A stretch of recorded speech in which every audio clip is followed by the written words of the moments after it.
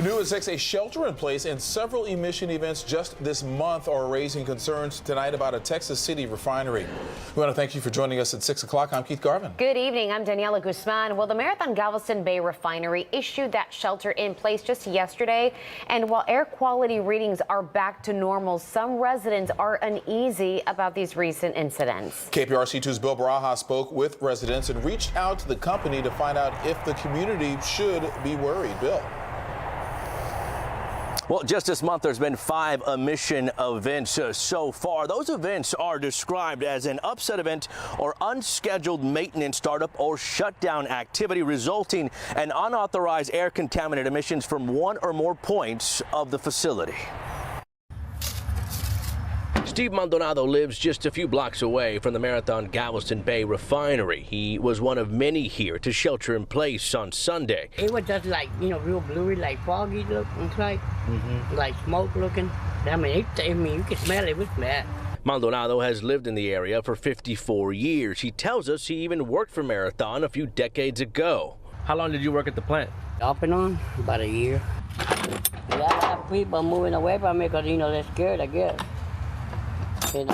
Yeah. The plant are buying all the houses and everything. Just this month, there's been 5 emission events, the first one taking place on the 5th, according to this list on the TCEQ's website.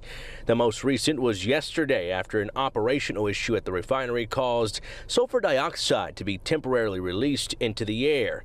The Centers for Disease Control says sulfur dioxide is a colorless gas with an irritating odor. If someone is exposed to the gas, it can cause irritation in your eyes, throat, and nose. It's something residents here say they worry about, but don't like to focus on. I really didn't know about no 5 events. I just heard about one yesterday. Yeah. And that's all.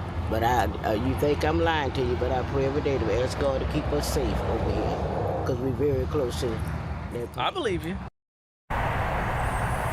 And we reached out to the Marathon Galveston Bay Refinery. In a statement, they said, quote, since acquiring the facility in 2013, we have invested more than $1 billion on safety and regulatory upgrades to the site.